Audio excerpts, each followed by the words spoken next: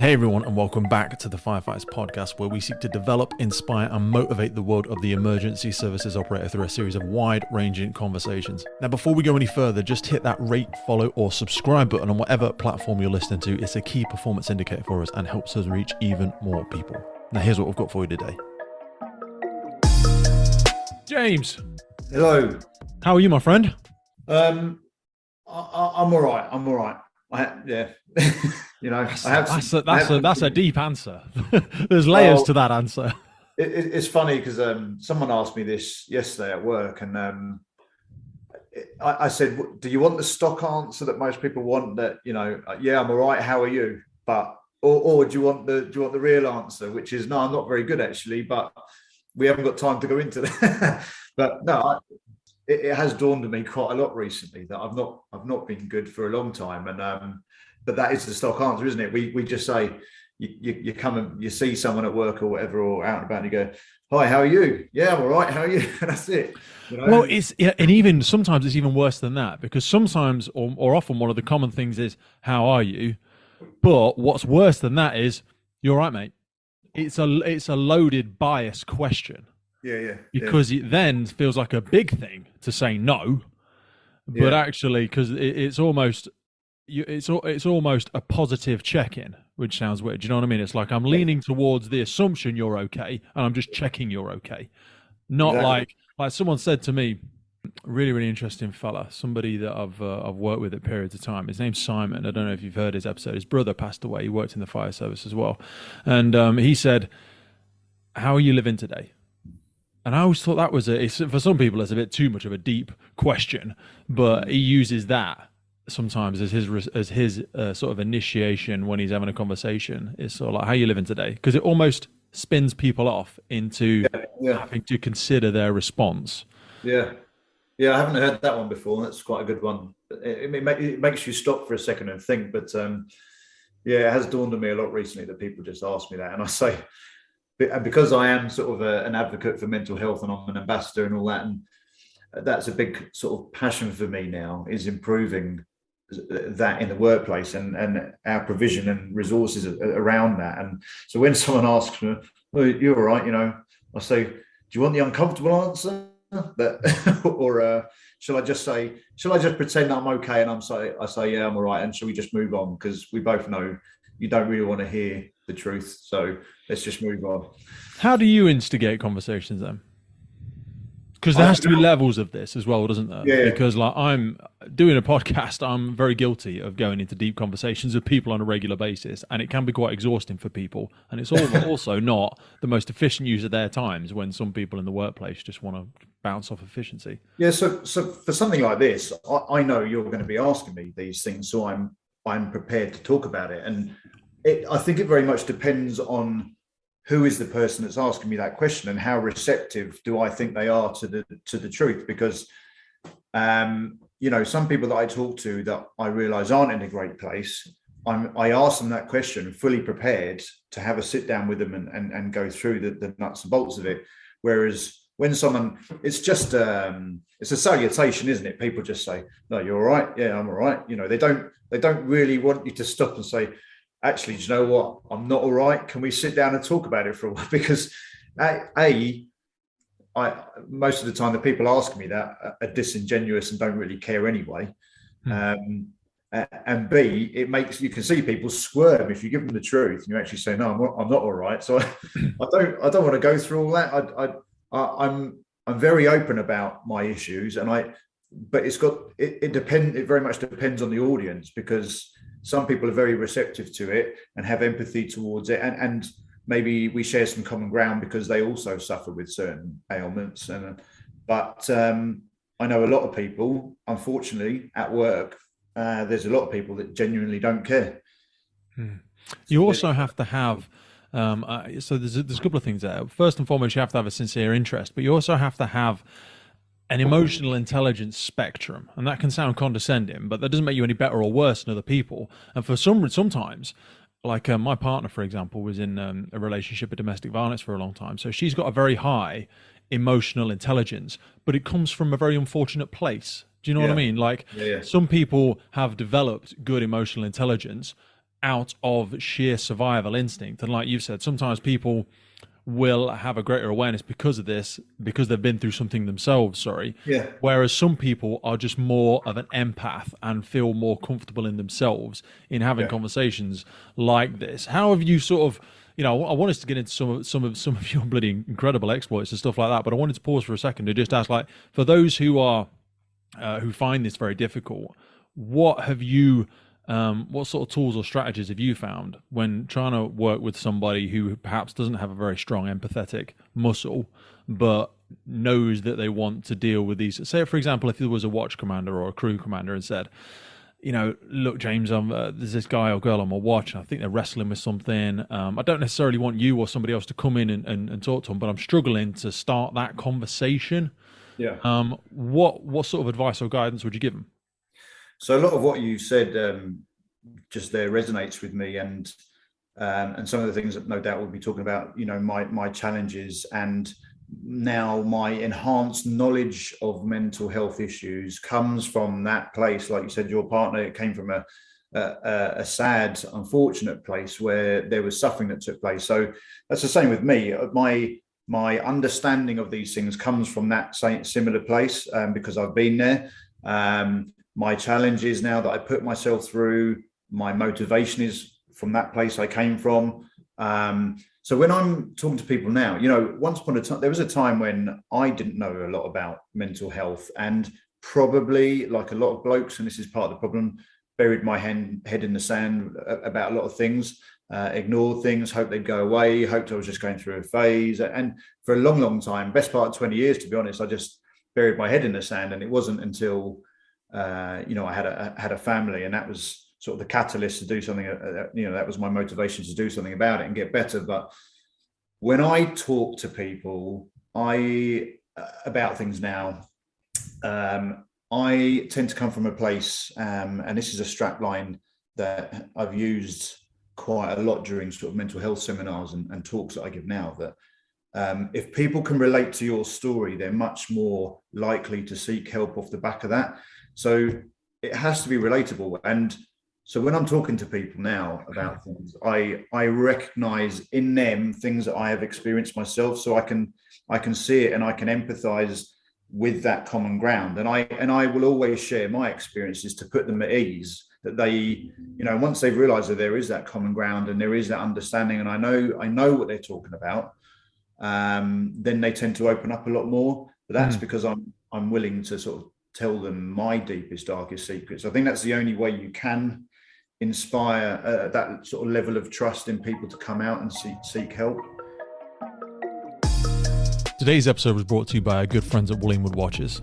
We put so much thought into the people that we partner with on the podcast, and Wood Watches has been with us since the beginning. Now, they have 6 different collections now. In October, they brought out their new Fearless collection. Now, I've been speaking to some people in the past who have got that Wood watch for a specific occasion, for something really smart, really classy. But the best thing about the Fearless collection is that it's built to be worn in active surroundings. Now, again, if you're unfamiliar with it, the massive core of all these Wood watches is the upcycling of firefighting materials. And the Fearless collection has got a 100-year-old British Bash firefighter helmet melted down and placed inside the crown of the watch. That's exactly the same as they have with all of their collections. But this one also features repurposed black fire hose. I myself went for the Valiant watch. I've had this for a couple of years now. Really nice. I've got it in the red strap. There's a whole range of payment options. Go over and take a look at them. Whether you're thinking of a retirement gift, you got something special to celebrate, or you have just started your emergency services career, go over and check them out. WilliamWoodWatches.com. The best way to support the podcast is to support our sponsors. So please take a click in the notes below. Now back to the show. I totally agree with you, and it reminds me a lot of the world of podcasting. Ironically, I always say that people are most interested. People think it's brave and stuff to be in the emergency services, and they also think it's, people are brave coming on and public speaking and all that sort of stuff. But I would say the more vulnerable you're able to be, the more brave you'll probably appear. And if you're able to be truly vulnerable and not attach all of these sort of masculine connotations to you feeling the need to suppress the things you may have struggled with in the past, the braver and more sort of empathetic you'll appear. It's a bit like showing that you've got handholds that people can get a purchase on, a bit like if somebody was climbing and they're looking for a way to reach out and grab hold of and make a connection with you. If you just demonstrate yourself as like a shining shield of perfection, then there's no way for them to connect with you. But when they see that there are cracks, when they see that there are footholds, when they see that there are places to make a connection, and I suppose when you were saying then, it's the difference between empathy and sympathy, isn't it? You're not saying you know exactly what they're going through, No. but here is your set of circumstances and situations, and there are many correlations. It's the fact you're not pretending to know what they're going through, because that may in a way almost come off as belittling or condescending, but it's showing that there are similarities and correlations between the challenges that so many not just men but people in our sector certainly go through. Yeah, definitely. And we're all different, so there's no one size fits all solution, and we don't all suffer from the same things because we are all individual, but there is often some common ground there that we can recognize between ourselves that I'm happy to share that, and I do recognize it in other people. And I got asked this in another interview quite recently, that what was the one bit of advice that I would give to my younger self, now knowing what I know now about my conditions and what I suffer with. And looking back, the biggest reason, and it's inherently an issue with blokes, we know that the statistics show that, and all the data supports that. My biggest thing was an ego, and it wasn't until I was a lot older that I managed to get rid of that ego. There was a time when I'd certainly sort of 22 years ago, when I joined the job, that I would never have admitted to some of these things, because I did want, like you just said, I did want to be seen as that. I had that shield, and I was invincible and nothing could touch me. And very much, times have changed, but back then it was very much, it would have been considered probably a sign of weakness had I have shown a chink in my armor. So I just wasn't prepared to do that. And, coming into the job, I was a sort of a younger, gung-ho lad, Well, you were quite a high level rugby player as well for a period of time, so there's almost a level of conditioning that comes with that environment. Having not to your level at all, but having played a lot of rugby in the past myself, that is a very character building environment to grow up in. Yeah, it was, and it was another typical sort of male dominated macho environment, and everything that comes with that, and the ridiculous perception of what a bloke should be, but I had already started to experience issues with ego back then, because there was a time when, in my rugby playing days, when I would never have admitted, I would never have heard anything other than, as far as I was concerned, I was going to be a household name.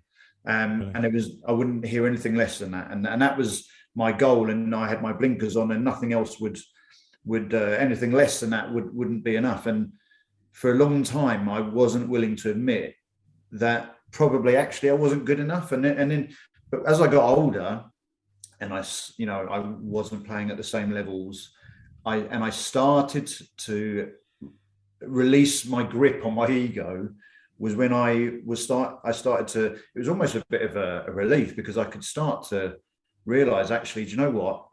Looking back, I probably wasn't good enough, or I probably wasn't committed enough. And when I look at some of my friends that I played with who did make it and did become household names, England and British Lions, and and I look at how they lived their lives, and it was different to me, and I was foolish, and I was full of ego to think that I could do it, going out drinking. Were you though? Because I was going to say those sort of habits. When you see people at that county level, and as they start to make those steps, there's almost a counterintuitive rugby habit that goes on there, because you start to see those people separate from the pack, because they aren't staying behind after the games, they aren't going out for the piss ups on the weekend, they get a much more professional mindset about what they're doing. But isn't there there is a fine balance between those who are ambitious / driven / they sit on a knife's edge of also dropping into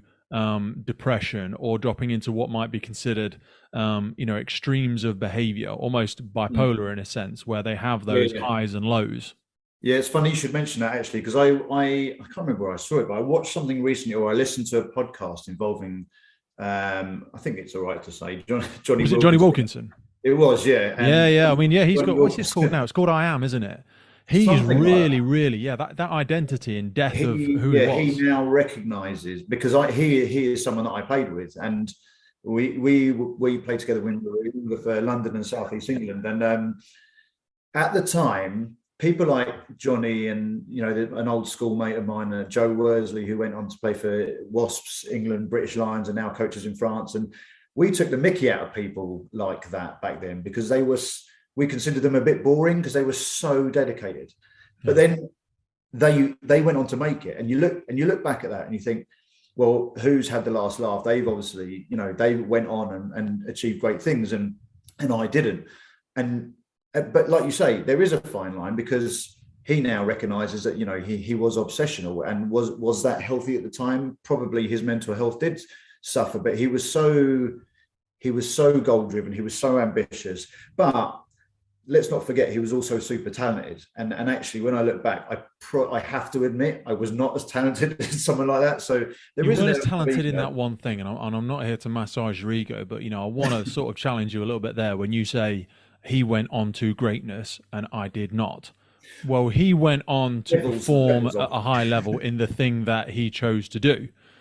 You have gone on to have successes in different aspects. With the greatest respect to Johnny Wilkinson, he hasn't ran the fucking marathon des Sables, has he? At the end of the day, and he hasn't risen to levels in UK Fire Rescue Service and blah blah blah blah blah. But those aspects of drive/discipline, we call it drive and discipline in sport.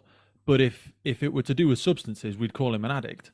If it were to do with art, we'd call them passionate or artistic. So it's where you're applying that energy, and ultimately, when that chapter of life comes to an end, that's always a sticky transition for anybody. I think you see that with astronauts, with athletes, with lots of people. Yeah, you certainly see it with a lot of emergency services people when their identity is, I've been a firefighter for 30 years.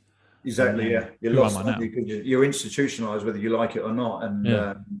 As much as sort of, I'm at the point where I'd love to get to retirement now, but I know probably the day I walk out and I'm not going back, I'll probably really miss it. But yeah, it is about perceptions of greatness, I guess, and it's all relevant to the individual. And I get that from people now when they say, "Oh, I did a 5K or a 10K," but that's nothing compared to. They always have to say it's nothing compared to what you can do. You could do that in your sleep, but I always say, don't ever put yourself down because that it's all relative. You could be sitting on your couch doing nothing, but actually you've gone out and done a 5 or a 10K. So to you who doesn't do that, that is your marathon. That is your marathon to solve. That's a great achievement. And I don't like people diminishing their achievements because it's relative to the individual. I didn't go from a 10K to the marathon to solve. It's not.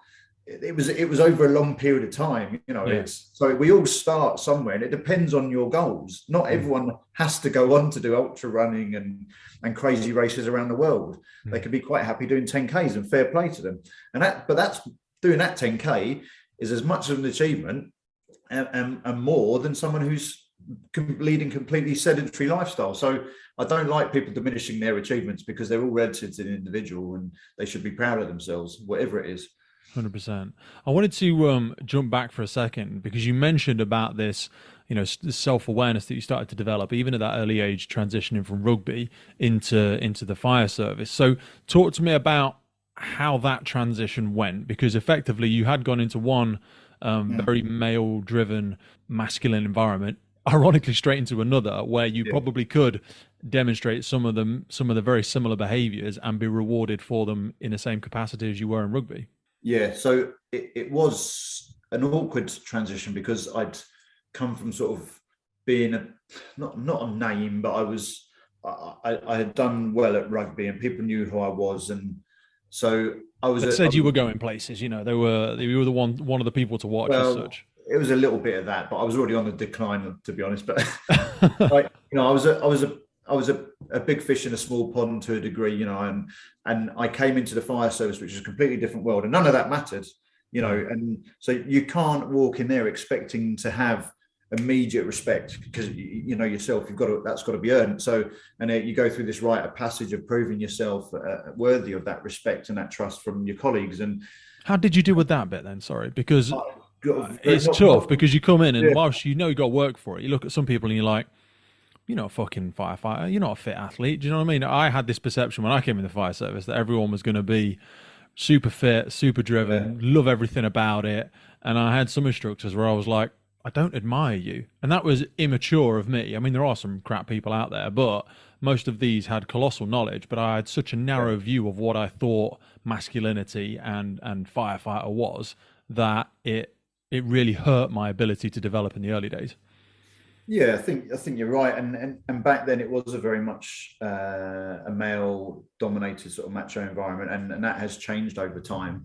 But I came on to, I guess you could say, a very old fashioned watch. They hadn't had a new probationer for a long time, and they were very set in their ways. And the last thing they wanted was a young, enthusiastic probie snapping at their heels, wanting to do stuff, because it meant they had to sort of get up and train, and but they, despite sort of being, perhaps not the fittest athletes in the world, they're, like you just said, their knowledge was second to none. The experience and the things they had seen and done.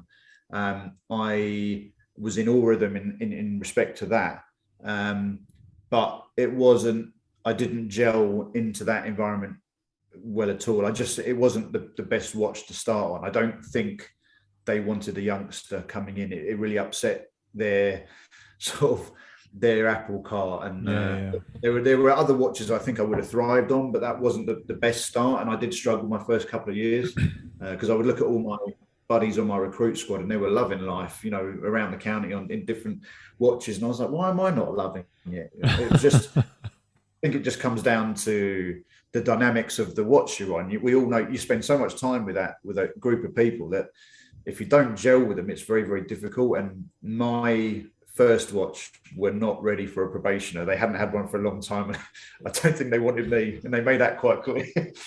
How conscious were you of the sort of value of association at that point, though? Because like sometimes I've had experiences in the past where I'm like, I know I should need to fit in with this set of individuals or this group of people, but sometimes you're like, I don't want to fit in with somebody that has such a low expectation of themselves. And that sounds so horrible, but I'm just being honest of when I first joined and how I really struggled, because there were people demonstrating behaviors, and I'm not saying like they weren't bullies or anything like that. I'm just saying I didn't want to aspire to be part of a group that didn't want to be really good at what they were doing. And I came similar to yourself, like I played international in a couple of different sports, and I was doing all this strongman silliness, and I had an expectation of myself. And you've been playing with people like Johnny, and you'd been humming at such a high tempo.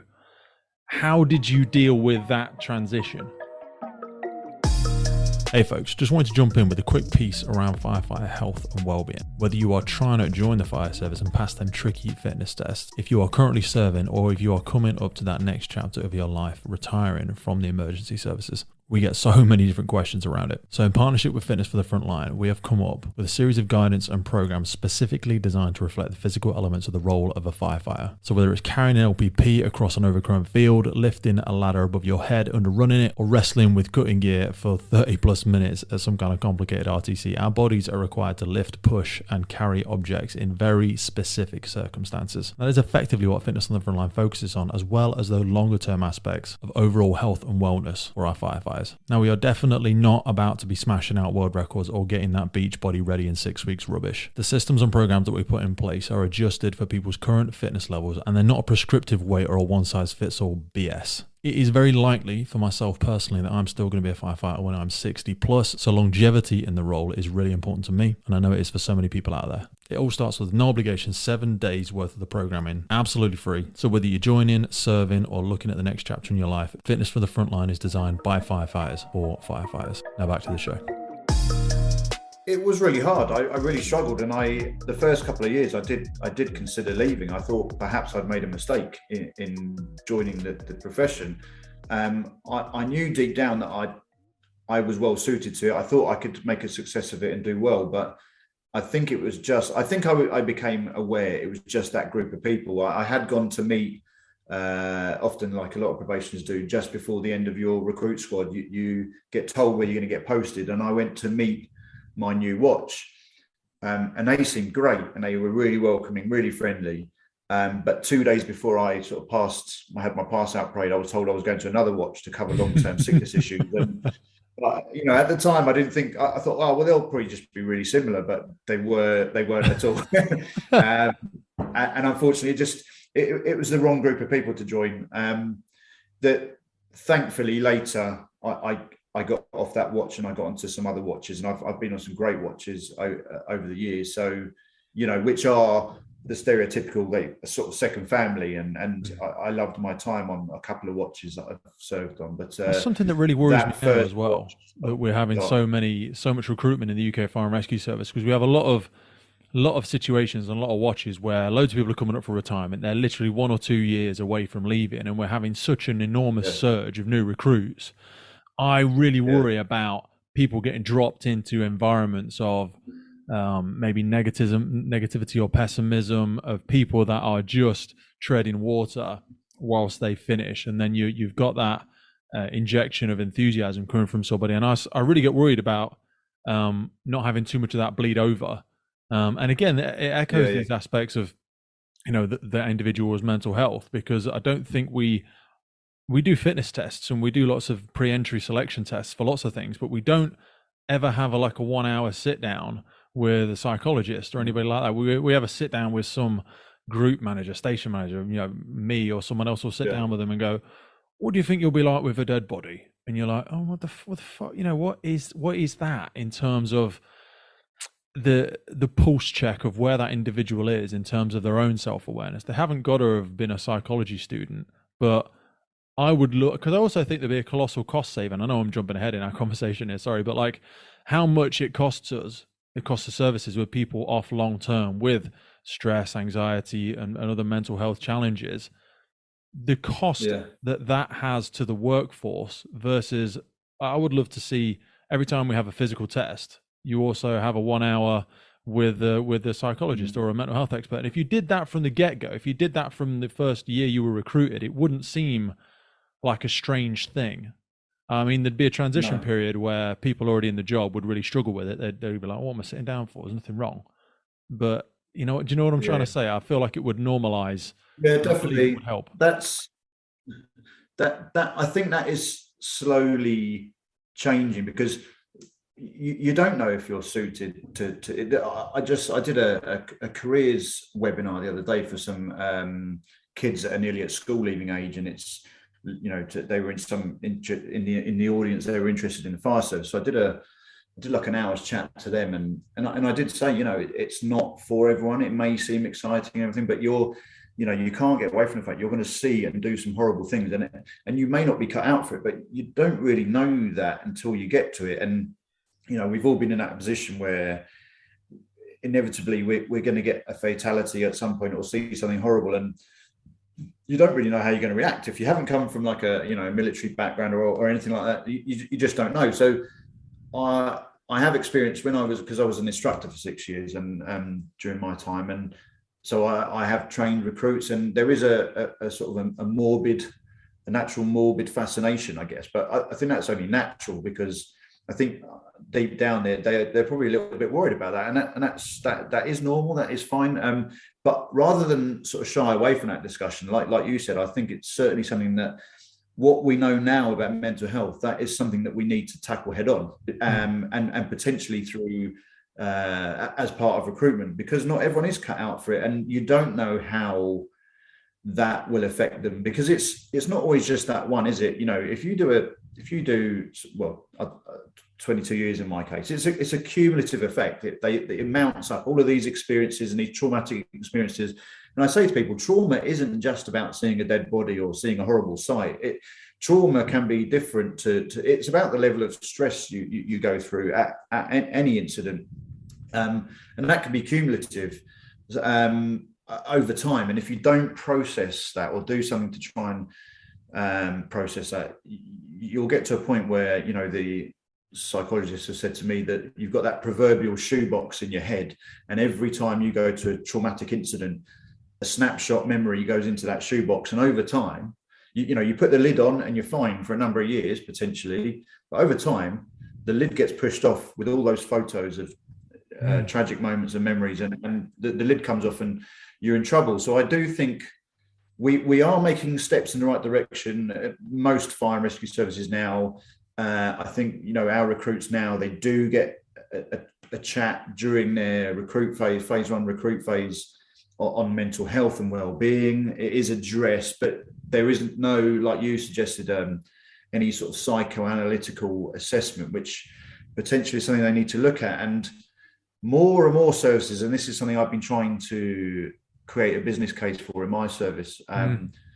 Most services have an occupational health unit, and we're quite lucky, and they're generally very good at dealing with physical injuries, but they are, and through no fault of their own, they're not great with mental health because they're not geared up for it. And we are finding out more and more about mental health as we go on. And some services are now, those that have taken it really seriously have actually employed a dedicated mental health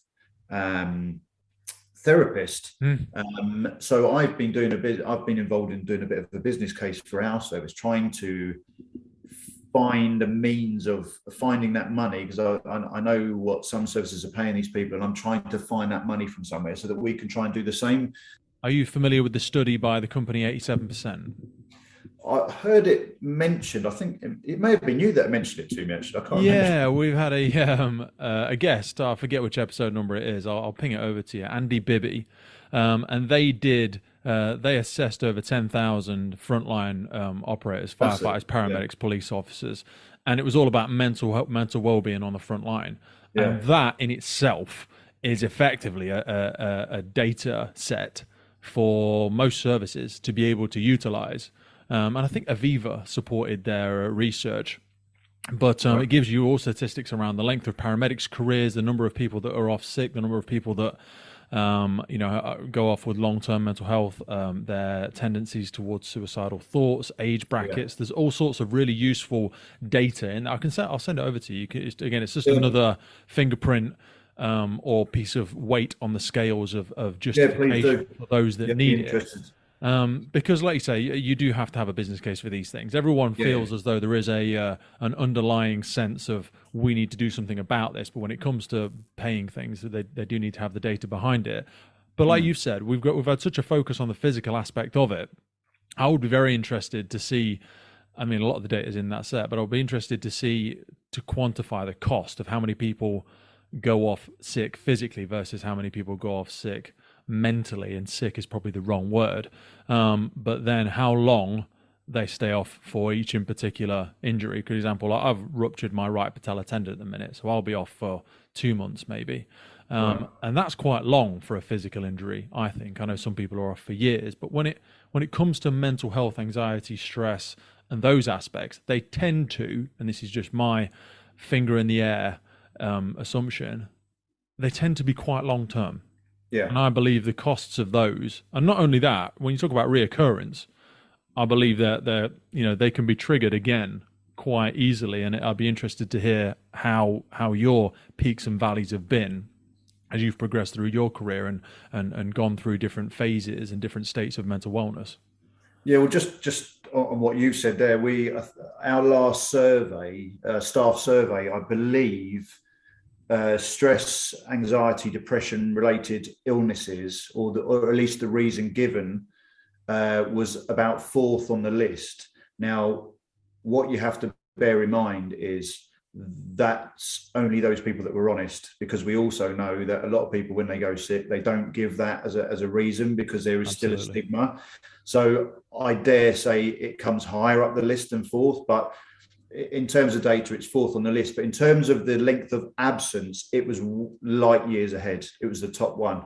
So it may be 4th on the list, but in terms of how long people are off and what that is costing the organisation, it is way ahead, and it's number 1. So that, like you said there, that backs that up. If someone goes off with mental health, they tend to be off for longer than a physical injury. Yeah. So this is their PDF, which I've just pulled up, and the mental health costs UK employers £45 billion a year. It's the leading cause of work-related ill health. And this was March 2020, 87% work with frontline organisations and their employees to understand and support their level of well-being using platforms. They've collated over analysed data and wellbeing of over 10,000 UK frontline workers. And there's some incredible statistics in here around, 45% of frontline workers feel panic and terror. 10% have recently had suicidal thoughts. 49% have been distressed and unwanted images or memories that they've experienced. This is a really valuable and quite professionally put together set of data, which I'll send over to you. And there's stuff in here around mental health disorders, and how often people struggle with just general things like focus and anxiety and depression. There's some quite scary high numbers, to be brutally honest with you. And sadly, those statistics don't surprise me. And my gut feeling, in fact, I'm pretty confident, unfortunately, that those figures will go up year on year. Because I also think there's a compounding effect of the way in which we are dealing with social media and how sort of our environments and our society is built around having conversations now, and our inability to communicate more and more. We're so used to having, as we alluded to at the beginning of our conversation, having fast food conversations, with the greatest respect, very shallow and very emotionally blunt interactions, which don't give opportunities for people that do have a bit more self-awareness to even flesh out and have these discussions. So talk to me about where, as you transition through your career, because you said, when I was reading a little bit more about your story, having been in the service for around 20 years, you felt like you had lost the person that you were before. And when I read that statement, I thought that was a very almost upsetting, a little bit of a sad statement, as though part of you had died, or you'd forgotten part of yourself. It has, that aspect of not feeling joy was horrific to read, to be honest with you. Yeah, and it is, thinking about saying that statement, it is a sad realization of what has become of me, but that's the truth. I had, prior to the fire service, I'd been generally a sort of happy-go-lucky, jovial type, quite relatively outgoing, popular, had quite a big group of friends, socialized a lot with the rugby fraternity, and generally that just started to, over time, once I joined the job, started to disappear. And now, fast forward sort of 22 years, I am a shell of that person. I'm the complete opposite. In fact, I've probably got like 2 friends. I don't go out. I have a fear of going out. I don't like being around people. I'm not outgoing. I'm a completely introvert. Everything is opposite now from what it used to be, and it's just eroded over time. And I'm not the same person I once was, and that is because of the job. And that's a sad realization, because it is a job that I have loved at times in the past, but sadly it has robbed me of the person I once was.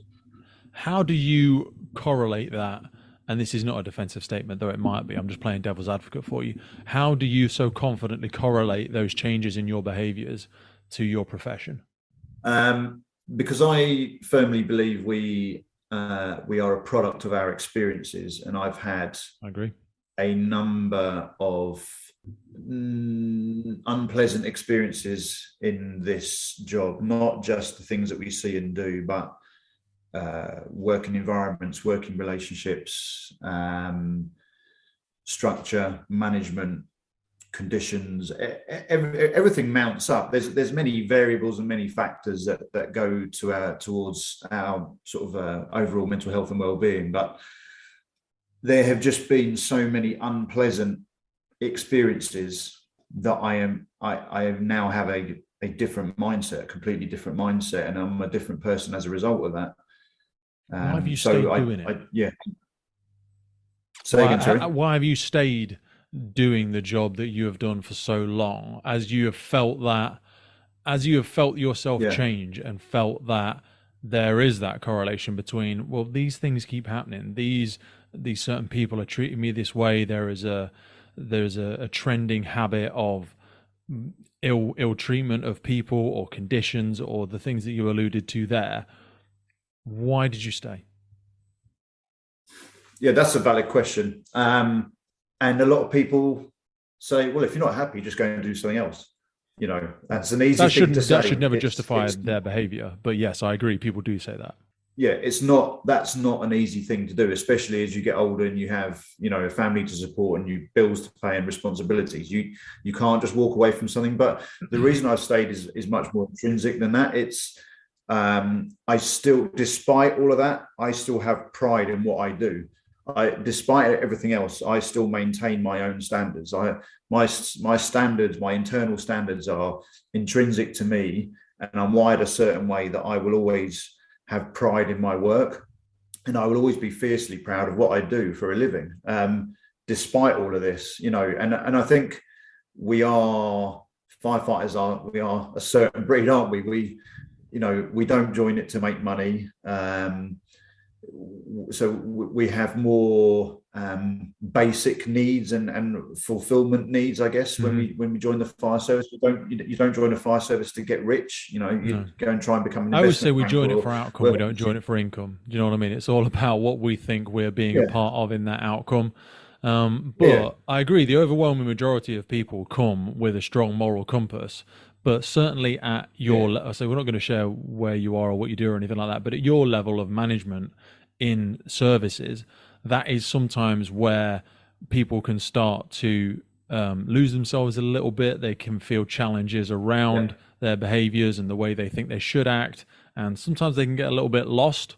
Do you ever feel like, just go with me on this for a second and just give me a second. Do you ever feel like a fraud in terms of saying how much you believe in this thing that you're part of, but knowing that there are others that you work with who do not share your value? Like, because I've gone through 22 promotion processes to get the watch commander position that I'm in now. And I remember every single one of them I went through, and people would be like, Pete, they don't fucking like you. You know, you're not getting coaching, you're not getting feedback, you're not getting, just get the message. They don't want you. They don't. And I'm like, but I'm a smart guy. I care about people. I love the job. I'm very passionate about it. What's not working here? And it was so difficult to keep encouraging the people who worked with me and were in my team, you know, my firefighters and my crew commanders and stuff like that, and say, no, come on, lean into it. We've got to uphold these strategies. We've got to, continue to do the right thing. And people saying, fuck that. They don't care about you. And I'd be like, no, you come on. And it would I would find it hard at times to continue to toe the company line, as it were, whilst I have people treating me in a manner that I shouldn't be treated. Very long question. I hear what you're saying. I hear what you're saying, and I'll try and be diplomatic in how I sort of answer that. But firstly, I'd have given you the job alone on tenacity if you'd gone for it 22 times. I think you deserve it. Well, at a certain point, somebody needs to professionally tell you, mate, you're genuinely just shit. This is not for you, and that's okay. We'll find something else for you to do. Or they go, often the feedback I would get was, you're super passionate, you're super excitable, but you're either going to do really well or you're going to blow up in my face. And people didn't want to take that risk because I am a little bit out there. You're going to wind people up, or I'm probably a bit like you, a little bit different in that respect. I think the more perhaps honest and outspoken you are, the more of a risk you become to the safer management, I guess. And I think that's a bit of a position I find myself in now, because I've started to speak my mind a lot more, because perhaps come on to it in a minute if it crops up. It's not something I usually offer up, but I went to a particularly traumatic incident last year. And since that incident, I seem to have lost my bullshit filter, and I've got no tolerance or patience for it. So I call it when I see it, and that doesn't go down too well. But it's a shame that significant life events make you reflect on what's really important in life. But that's where I find myself. But in terms of your original question, how do I toe the line? So I am an officer now, and that's not something I didn't join thinking I would do that. You know, it's just sort of happened naturally over time. I'm someone that likes to have a challenge. So looking back on my career, I have tended to move every couple of years, because not intentionally, but I get itchy feet. I need a new challenge. You're so much like me. Every 2 years I do something different. Move stations, move watches, move departments. Yeah, exactly. I hadn't intended it to be that pattern, but looking back on it, that's sort of what has happened. And it's because I get bored quickly, I think, and I Honestly. need something else. I need a new challenge. I need a new goal, and I need to keep moving. And that's probably something to do with my Asperger's, but we'll come on to that. But 100%, mate. You're dopamine driven, and it has lots of correlations to the fact that you see progression in your sport as well. You like to see tangible progress. I am. yeah, We're I little need goals reward on the rabbits. You know what I mean? We horizon. like to see that Yeah, development. exactly. I don't like getting into a monotonous situation. I like to have goals and aspirations and ambitions on the horizon. And, that sort of correlates to my training as well for endurance events, because no one in their right minds would go out running for 10, 15 hours because it's bloody boring. But I do it because I've normally got something on the horizon that I'm training for. So Yeah. there's always a goal. I don't do it just for the sheer sake of, because I like running 10, 15, 24 hours. I don't. Um, but anyway, in terms of sort of being an officer and how do you toe that line, I I still believe in our sort of in the core values of the fire service. It doesn't really matter where you are in the country. That our core values and belief system will generally always be the same, because like we've already discussed, you join it for certain reasons, and that is common ground that we all share, I guess. Different individual organizational mission statements and values will differ between regions and counties, but they'll generally be the same. And for the most part, they're fine. But sometimes it's the bureaucracy, the political elements that are difficult to support openly sometimes, because as an officer, obviously you're and at the level I'm at, you're the middleman between the shop floor and the guys and girls on the front line and senior management. So you are expected to communicate that the organizational goals and drivers and to the workforce, who, you know what it's like when you're sat on a watch. You They get love a stuck good with the moan. uncomfortable how. I always say people don't disagree with Yeah, the why or even the what usually, but it's the how. The how is what changes across different yeah, services. How are we going to achieve these things? And you often don't get a choice in contributing too much to what the how is, but you have to no. communicate and execute the how. So for me, the key to that part is sometimes I can't change what's happening, in the organization that where it's headed. I can't change their decisions. That's above me. But what I can do is be open and transparent and honest, and communicate that properly, because what I've found is firefighters don't mind change if it's explained Yes. why it's needed. What they don't like is what they perceive as change for change's sake.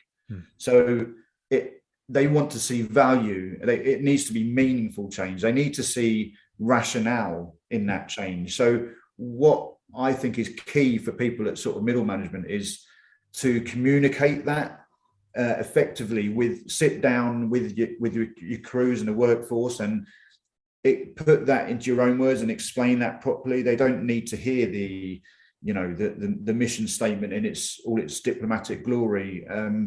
They need to hear the whys and wherefores of why we're doing something. Why are we going on these visits, Gov?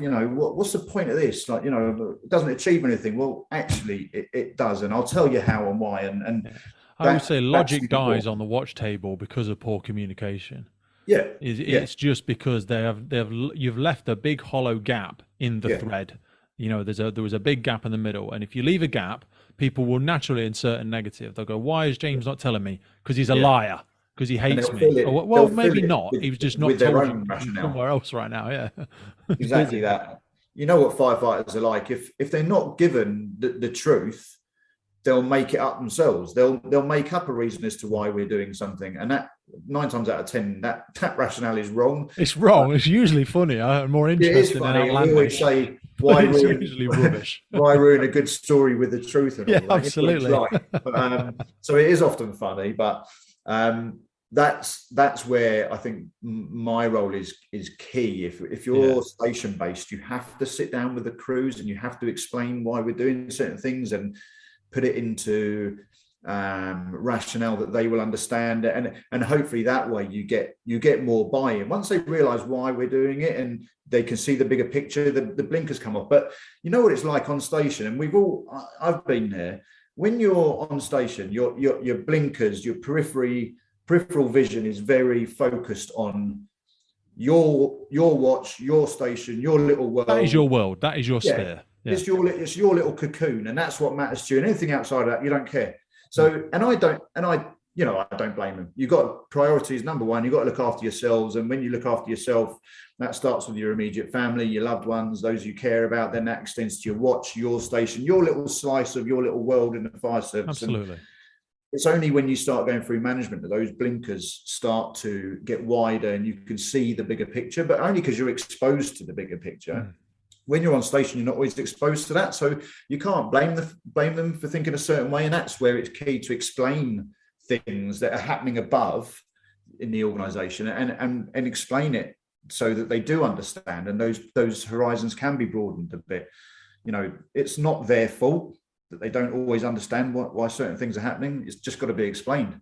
I wanted to ask you about when you started to develop this connection between your physical and your mental health. I know it's something we've tiptoed around before, but you obviously came out of that rugby environment. Did you sustain a level of fitness, and when did you start using it or when did you identify that it was something that was essential to you maintaining or sort of regulating your mental health as well? Because running, although you're a rugby player, you're now sort of changed your physique and your body into somebody that can do marathons back to back, day after day. Yeah, although I could be slimmer. I'm still. You've still got a big frame. Yeah. Yeah, I still sort of carry. I still like to throw some heavy things around in the what gym. What are you, 15, 16 stone? I'm about 15 stone. Yeah, 15 stone, 6'2", 15 stone. So I'm not. You're not a typical runner. No, I'm not, and I'm quite larger frame. But actually, that lends itself all right to ultra running. But I'll explain as we go on. But yeah, sorry, go on. I'd always been into my fitness because of the rugby. So that was a world I was well versed in, and the level I was playing at. I'd done sports science as a course and everything. So I knew the benefits and the virtues of the physical. I wasn't at that time aware of the mental so much. I'll be honest, it was like a lot of typical young lads. I wanted to have big muscles and be fit and strong, and so they just walk hand in hand, and subconsciously you don't realize that because you just feel confident, you feel better about yourself, your testosterone's flowing. Yeah. And actually something it's not something I wrote down in our notes, and sorry for interrupting you, but I did want to talk maybe later around as men and women get older, and that change in chemicals and testosterone and all that sort of stuff. But sorry, please carry on. No, I'll come on to that because I am no spring chicken now. I am 45, so my physical makeup is changing and things are a lot harder now. And I'm no longer.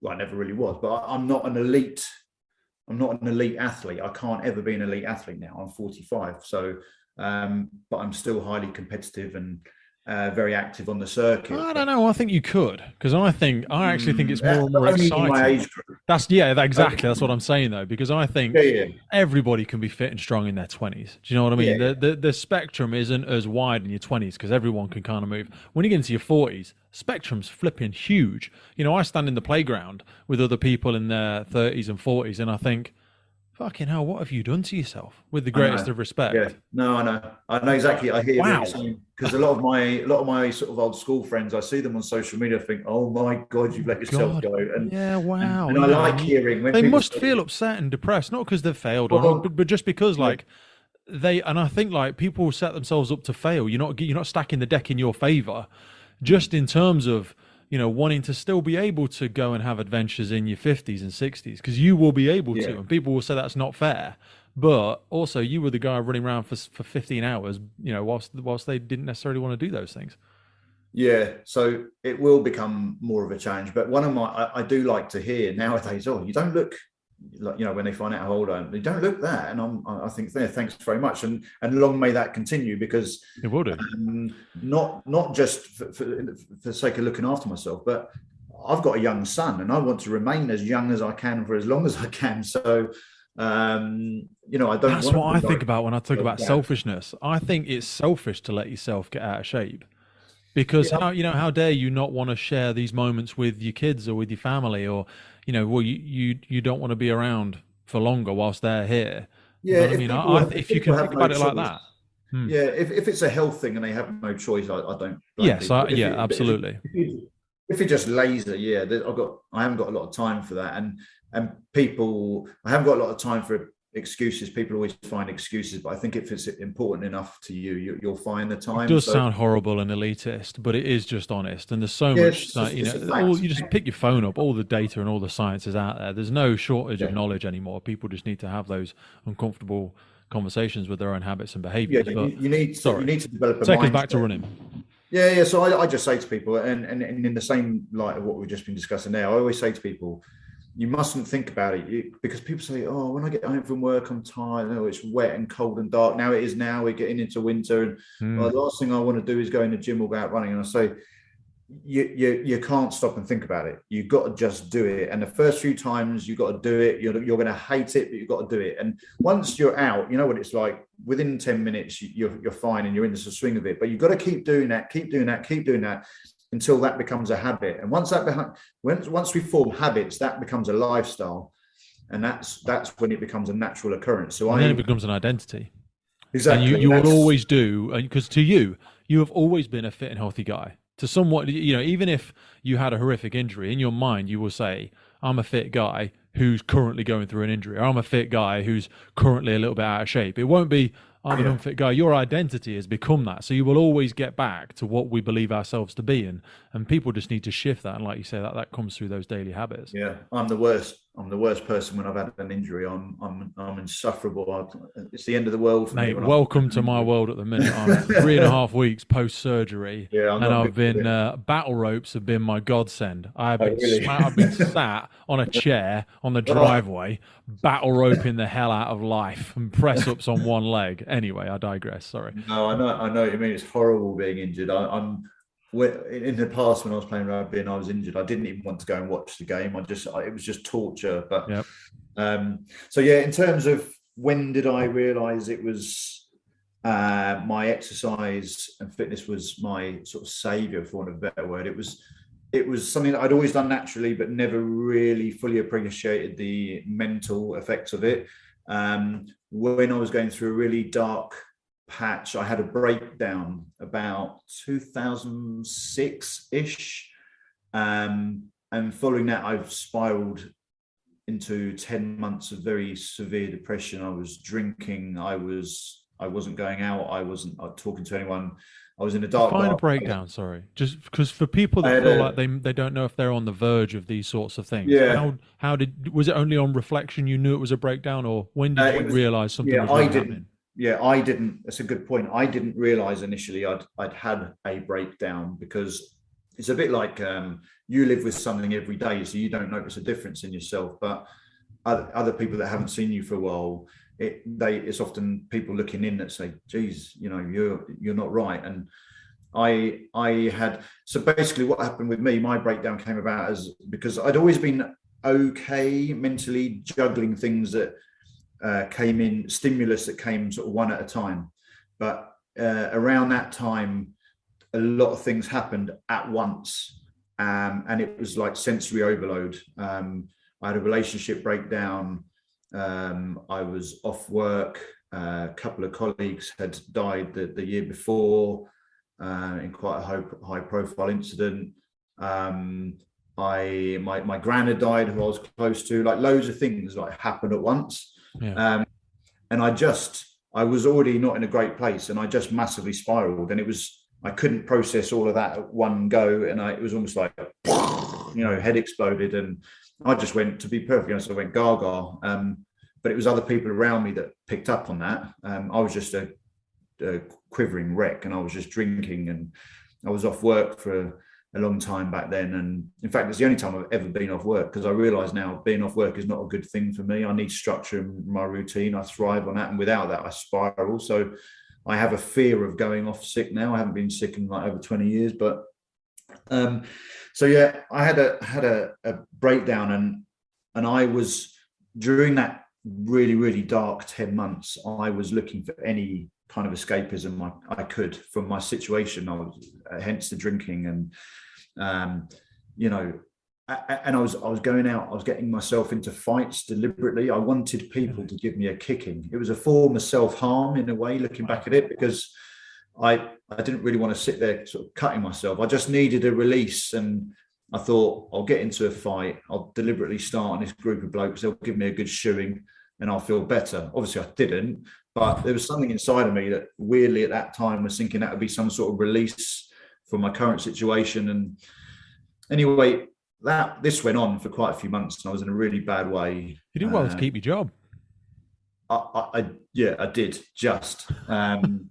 What was the level of support like? No, we're not going to talk about your employer necessarily, but how soon did you start to reach out for support, either from fire service or charities? I didn't at that time. Okay. I was sort of dead set against it. In fact, back then, I didn't go through my employer. I did get some form of external support in the end, but I didn't go through my employer at that time. And again, this is back in a time when I felt that there was a big stigma. I didn't want to admit that I had mental health issues. I didn't want that to even be on my sickness record, because I feared it would be used against me in some way, or may even be ammunition later on if I was going for promotion or whatever. I didn't want it on my sick record, so I wanted it to be kept hidden from my work. So I didn't go for support through work back at that time. I sought it externally in the end, and it was only other people that sort of coerced me into that. But throughout all of that, I was still going to the gym, believe it or not. I was still functioning and going to the gym, because that is something that I'd always done. Yeah.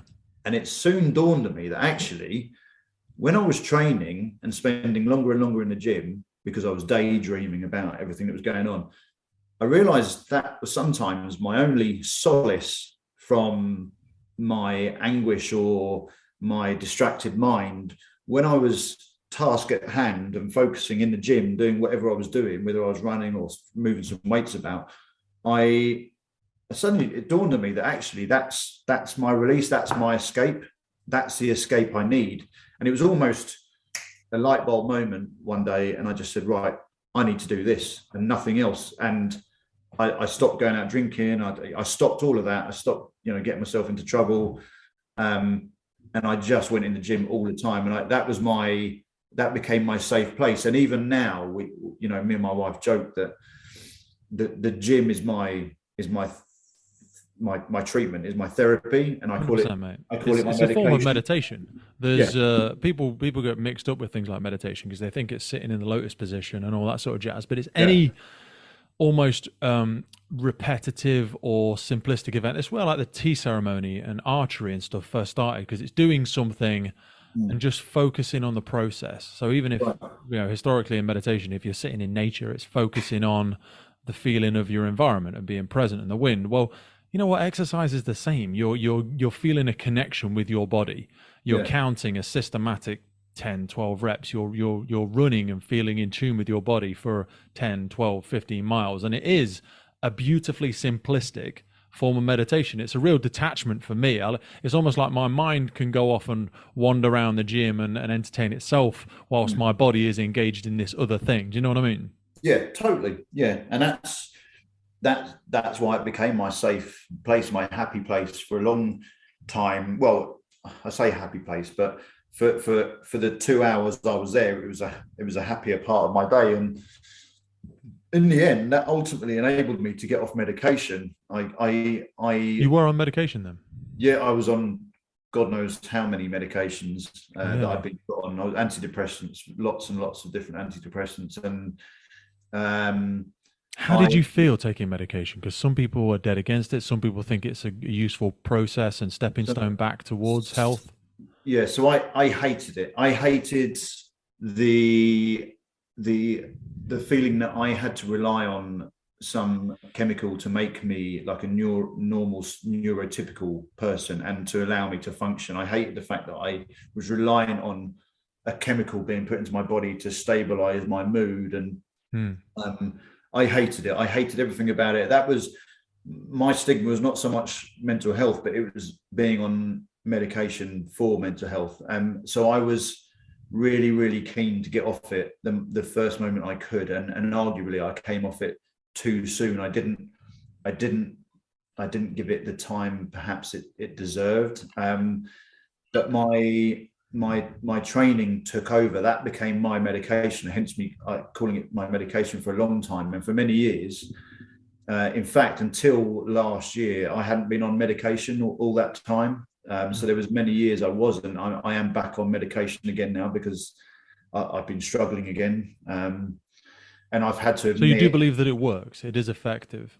If you get the right one. I think back then, I didn't perhaps find the right one. And also time and technology has moved on. So the medication nowadays is much better designed. But back then, I was on God knows how many cocktails of drugs, and some of them made me feel like absolute death. Yeah. And if I even missed like one day, I felt awful. And I realized that was, it was a side effect. And it made me feel like I was some sort of a junkie, like I was a drug addict, because if I didn't take one pill one day, I felt like absolute death. And so I hated everything about it. But I was also on things like, back at the time, there was a lot of stuff in the press about Prozac and stuff, and yes.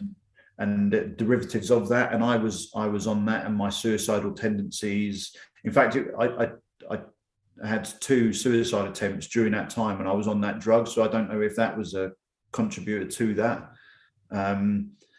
But yeah, it was a really bleak. How did your attempts manifest? Sorry.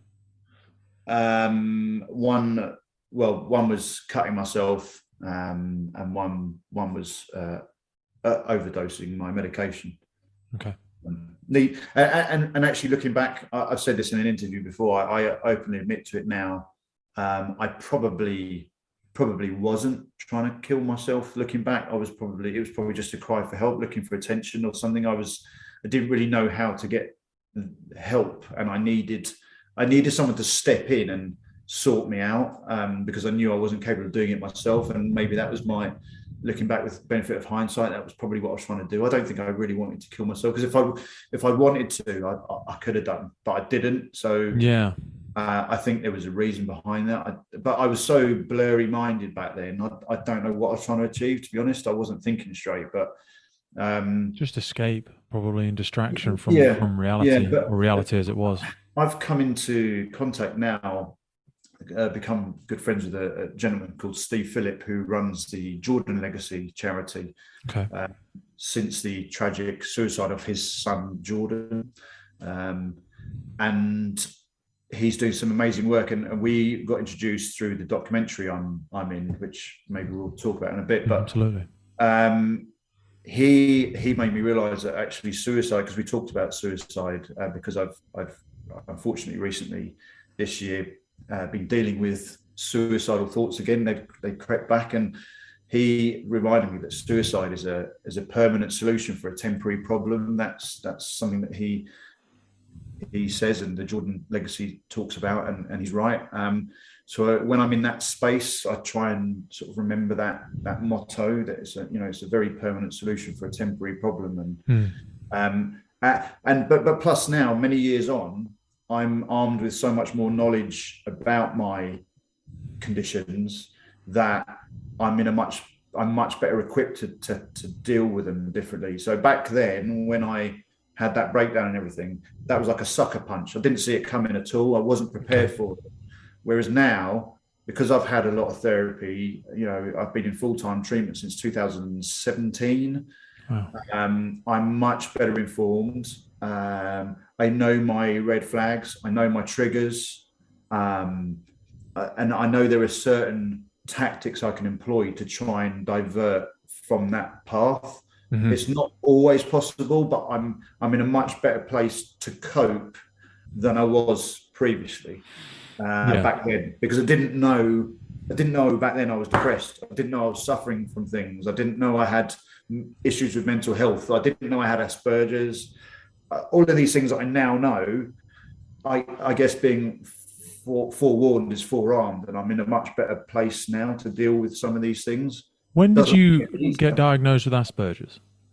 So around the time, sort of 2017, I went into full-time treatment, and like I said before, my wife and my son were the catalyst for that. It wasn't just about me anymore. My problems were when I was on my own, I could bury my head in the sand. I wasn't affecting anyone, or at least that's how my sort of selfish point of view absolutely, saw it. But when I was affecting other people, I didn't want to come home and my behaviors and habits to start affecting my wife and son and their life. So I agreed to get help, and my wife kept pleading with me, and so I agreed to get help, and I entered into a program of treatment, and I committed to, because before I'd been again a typical young lad full of testosterone. I over the years I'd been in and out of seeing psychologists and therapists and stuff, but I thought I could just go there once and they'd sort me out, and then I could come back to work and no one would be none the wiser. And I now know it doesn't work like that. And when you've got deep-seated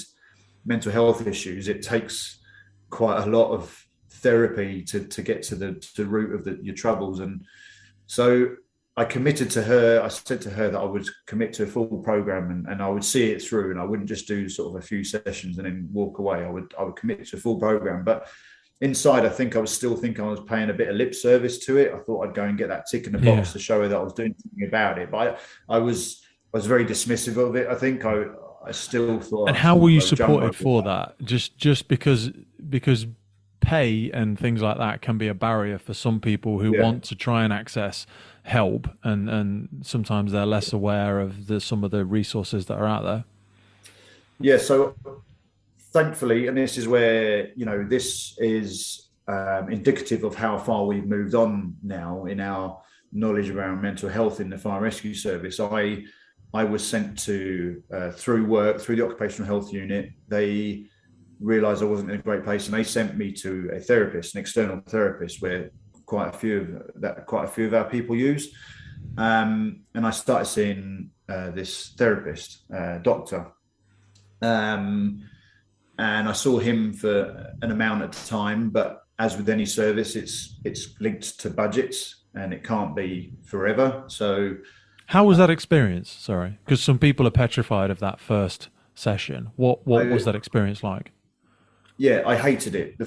It took me a long time to come out of my shell, because my general default is I don't trust anyone. Again, as a result of my experiences and stuff, I don't trust people. So I didn't trust the therapist, and I didn't open up, which obviously it's not going to work unless you open up. So I didn't open up for a long time. So we spent quite a long time trying to break down those barriers until I could gain, he gained my trust. And so could you help me understand where this damage of trust has come from? And I appreciate that may be a very difficult question to answer if it has professional connections. Feel free to say that it's too much of a difficult question to answer, but if you could try and be as vague as possible and help me understand why you struggle so much with trust. Yeah, it was predominantly to do with some working relationships.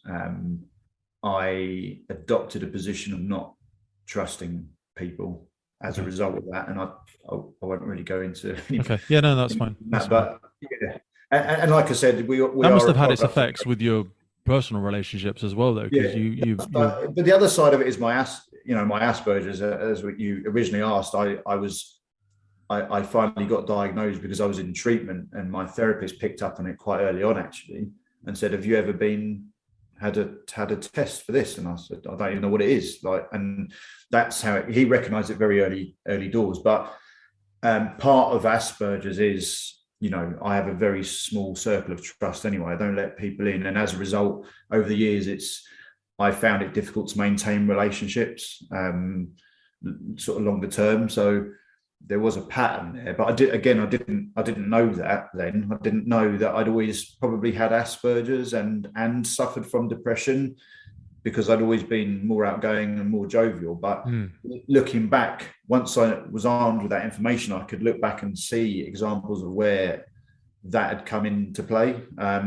And it explained a lot of things. It was quite helpful to, a lot of people say, "Oh, I finally got a name for it." They've been suffering from something for ages, and it's like, it's really frustrating when you don't know what it is, because you just think like, you're weird. What's going on with me? But when you get like a diagnosis, initially it can be really a relief, because you can finally, I can read up on it and I can learn a bit more about it, and that explains why I acted in that way. And that's why, with Asperger's, I had all the traits, and I did the test and I scored really, really highly on it. I was massively Asperger's, but you do get different levels of Asperger's. So they talk about the spectrum of autism. It's on that, and I'm considered highly functioning. So not everyone notices that I have it.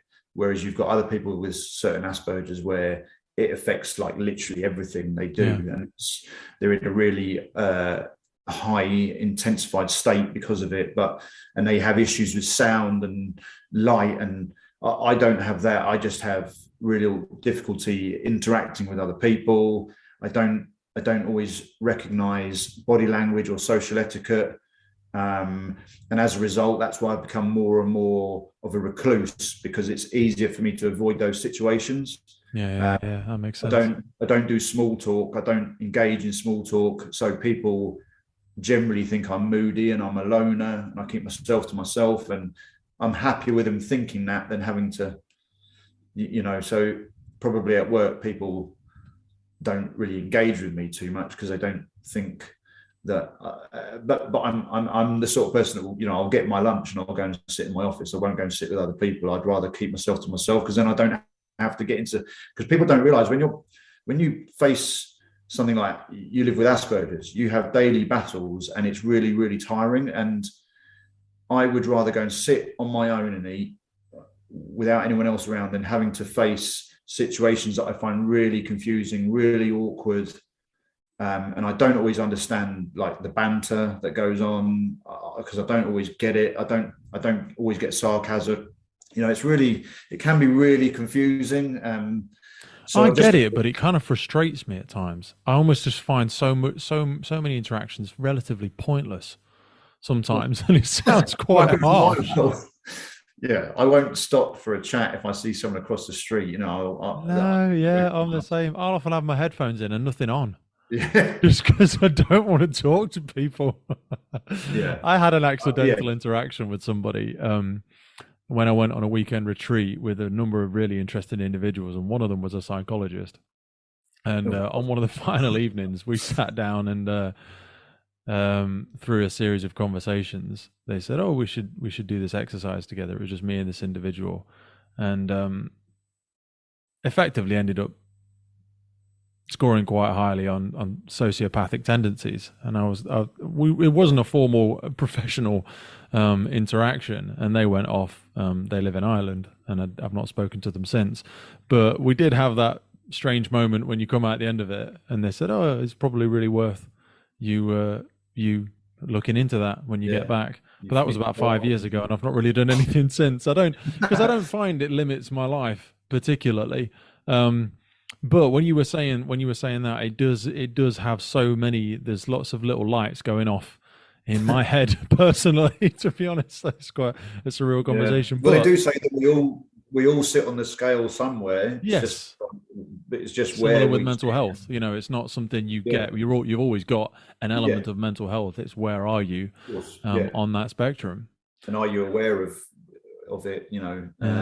So yeah, totally. So I struggled with that. So, and having Asperger's probably has made me more susceptible to suffering with my mental health, because it does make you more vulnerable to some of the things that, I see and do, and some of the experiences you have. So, do you think we should be able to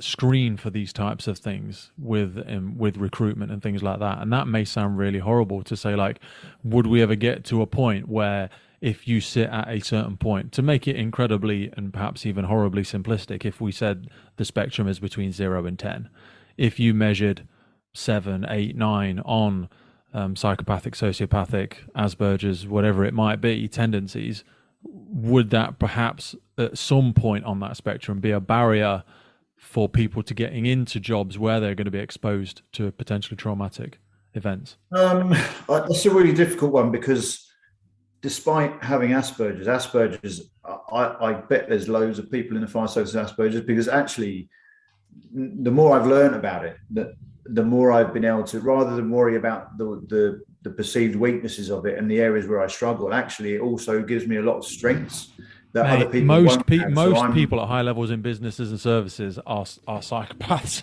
and I say that, and they're functioning people that are just, they are high functioning, people with those sorts of challenges, and they just suit different environments. Exactly that, and I've learned to appreciate the positives, the advantages of it, rather than get worried about the negative side of it, the struggles I have with it, because it does give me, a real focus, discipline, attention to detail. I'm very driven.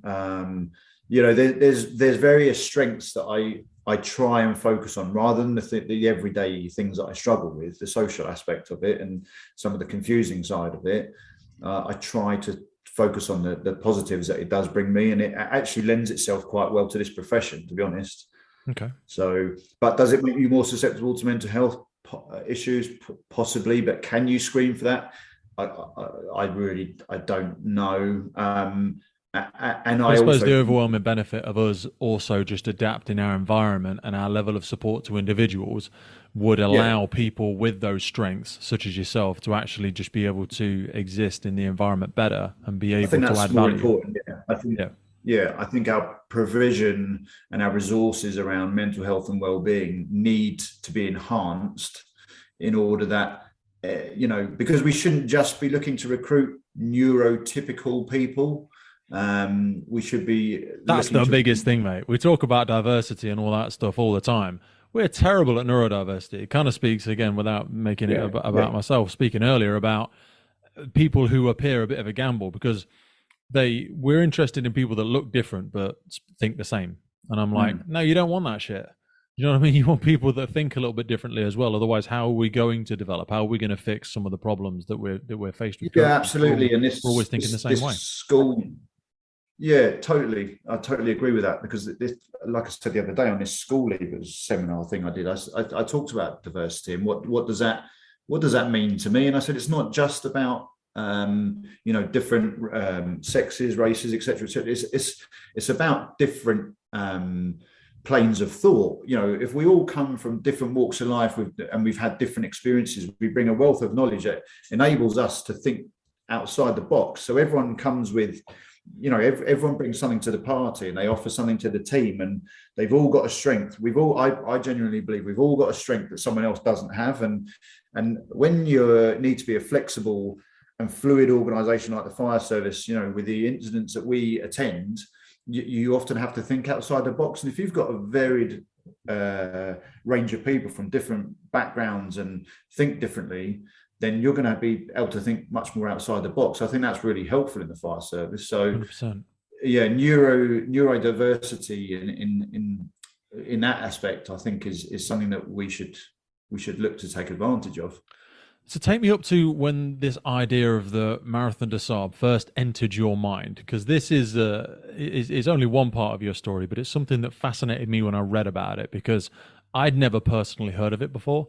And as I've read and learned a little bit more about it, there's quite a significant jump between doing a normal marathon, which is I've never done a marathon.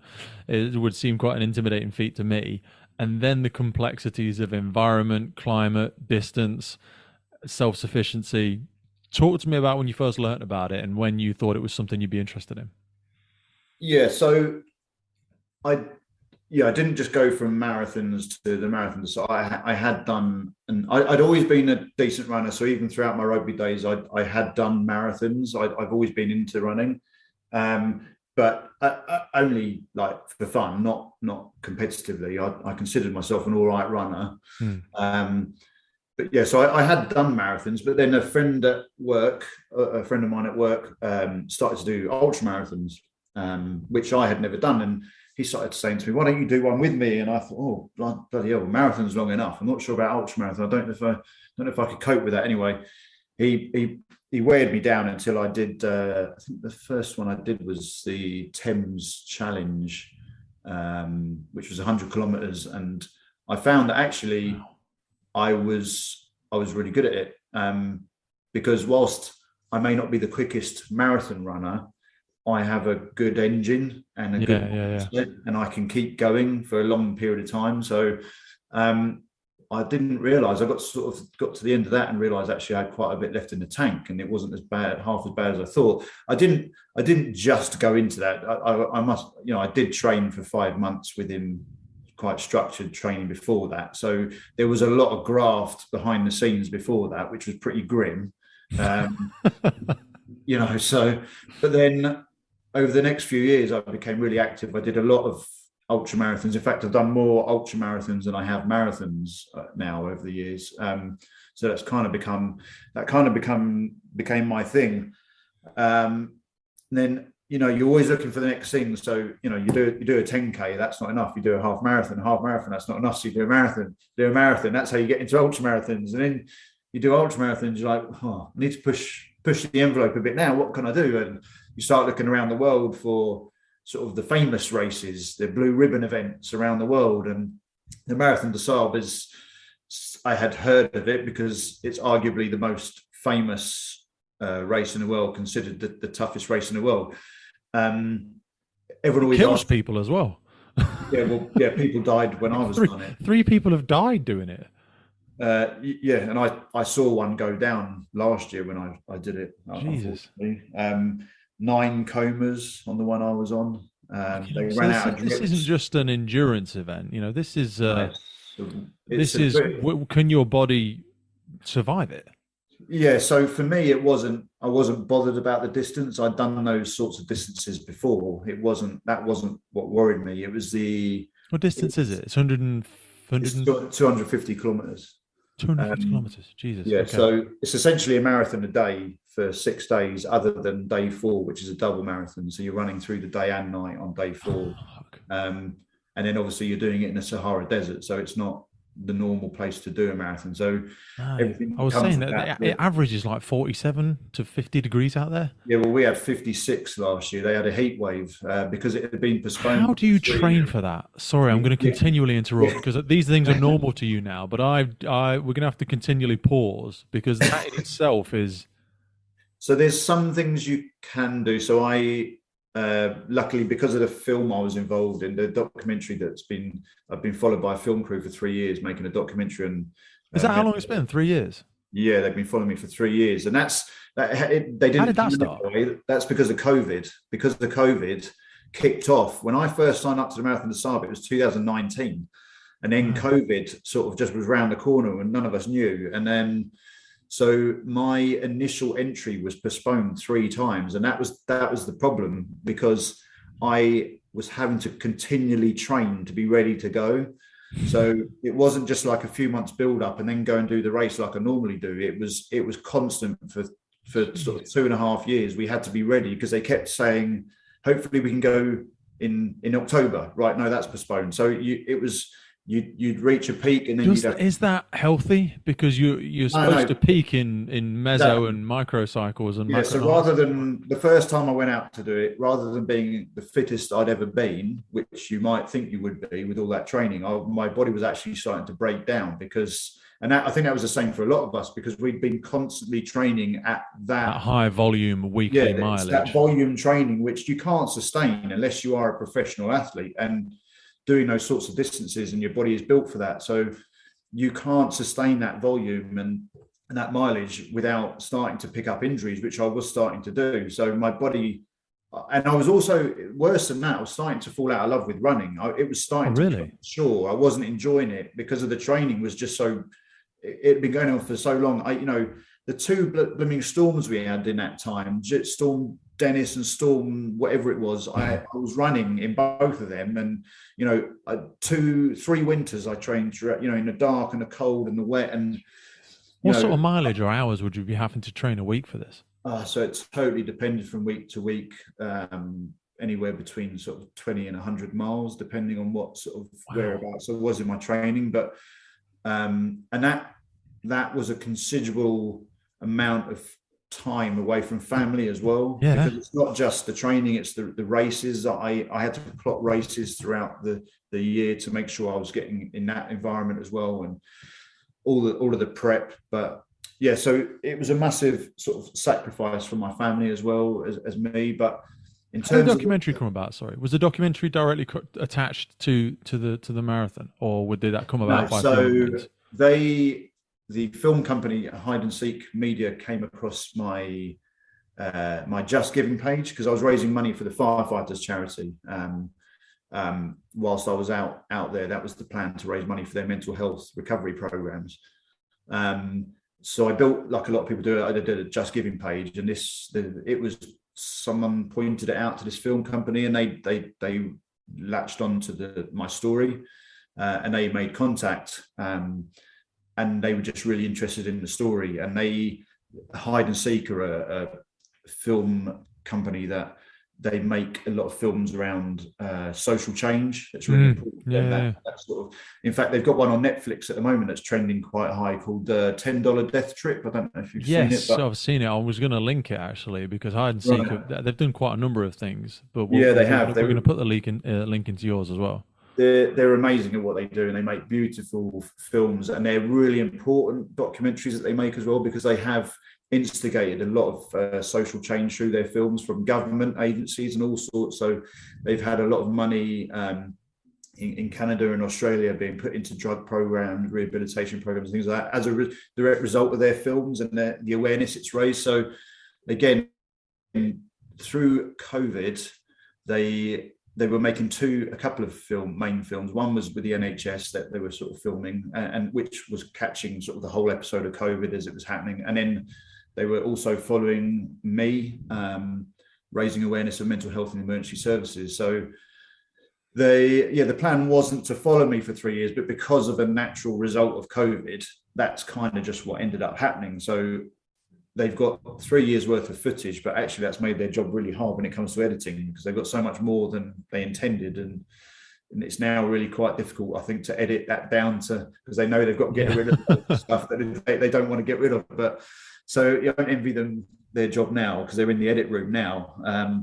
And then the Marathon des Sables kept getting, they wanted to sort of feature the Marathon des Sables. They wanted to film me out there. So they sort of had the media package whereby they took all their equipment, their drones, everything. They had a special vehicle with cameras on it, and they were following me in the desert, which is you can imagine, is expensive. It involves helicopters and everything. And that must have been quite overwhelming. It's pretty mental. I've seen some of the footage, and it's mental, especially the second time they come, because we had a 3-day sandstorm that was brutal, and they were up in the chopper and all sorts. But they've got some great footage. But so I'm looking forward to seeing it. But so they were filming that the whole time.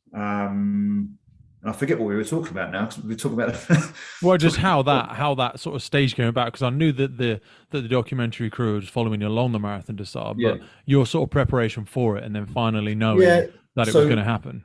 That's right. So because of the film, we were lucky that generated quite a bit of interest from sort of sponsors and organisations who were probably quite interested in. I know they probably had no interest in me, but they were probably quite interested in featuring in the film. So I managed to attract a few sponsors, corporate sponsors, and as a result of that, we had a day. So we were talking about how do you prepare for the heat. Well, we had a day with the up at Silverstone at the Porsche Human Performance Laboratory, and they put me in their heat chamber, which is what they do with the racing drivers as well, because they get really hot while they're driving.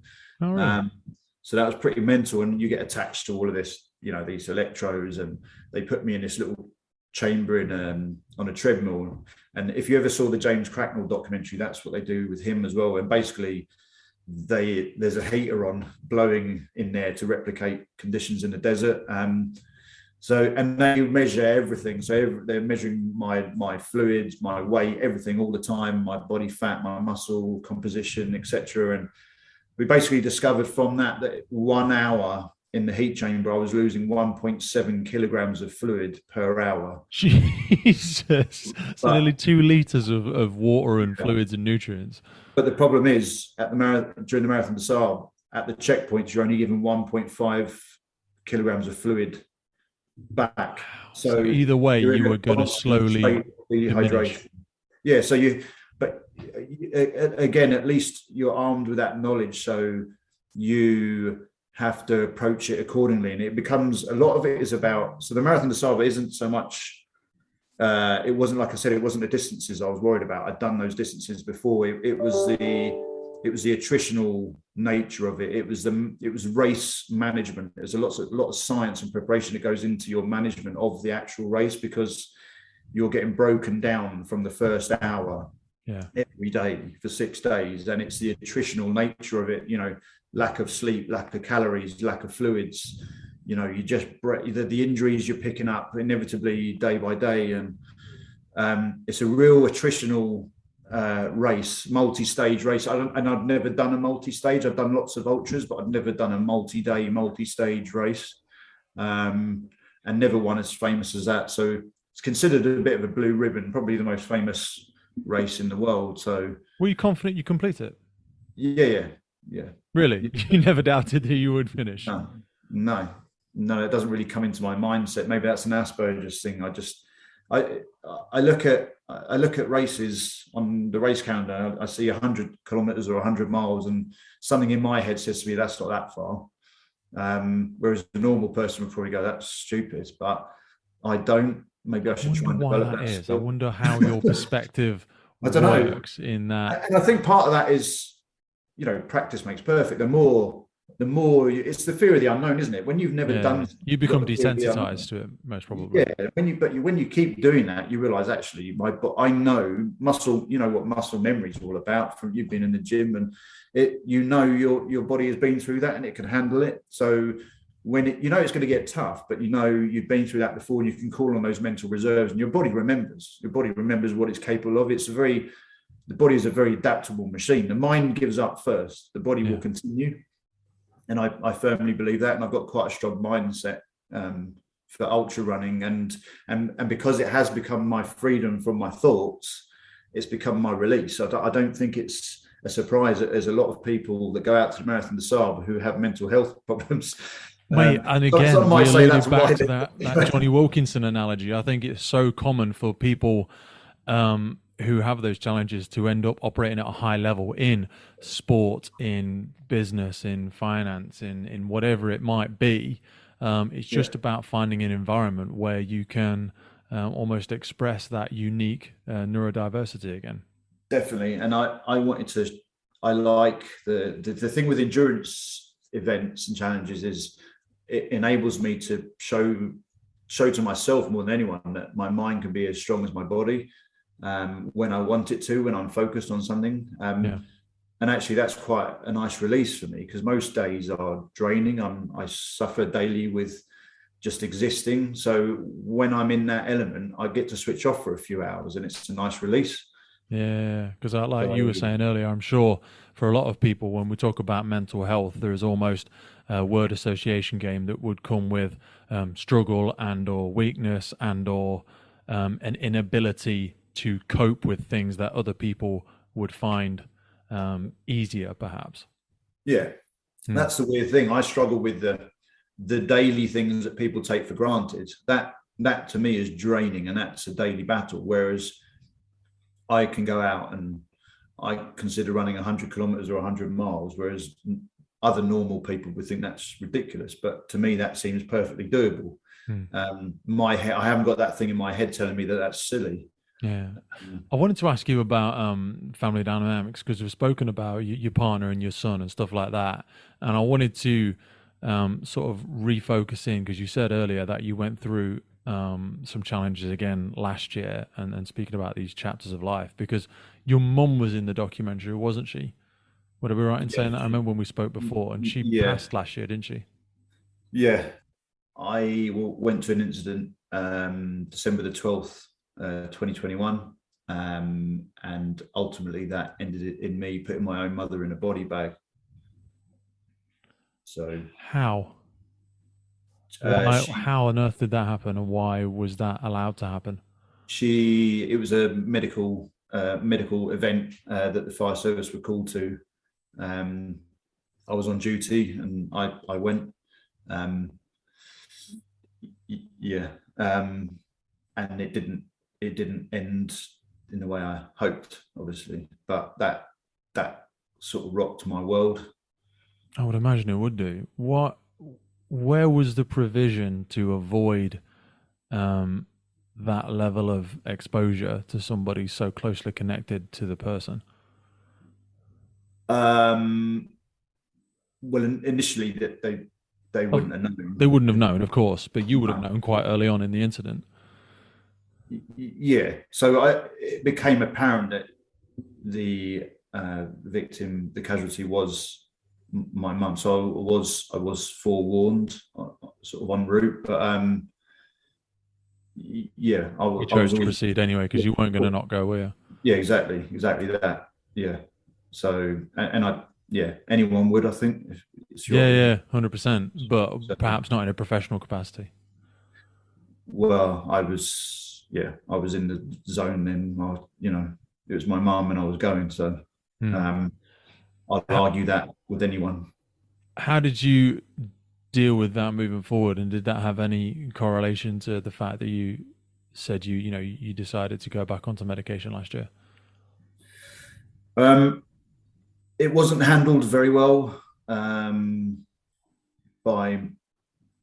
work. I guess part of that is people don't know how to handle things like that.